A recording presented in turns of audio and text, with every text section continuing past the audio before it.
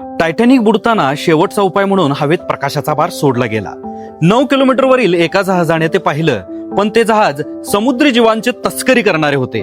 त्यांनी विचार केला, आपण गेलो तर आपले भांडे फुटेल व आपला वेळ जाऊन नुकसान पण होईल. ते गेले नाहीत.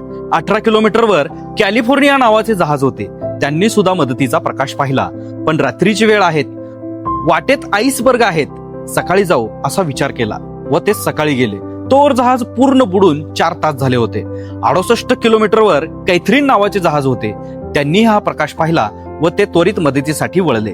पोहोचले तोवर खूप उशीर झाला होता, तरी सुद्धा त्यांनी 400-500 लोकांना वाचवलं. थोडक्यात तुम्हाला आयुष्यात 3 प्रकारची लोक भेटतात. 1, त्यांच्या स्वार्थानुसार अजिबात तुमचा विचार न करणारे.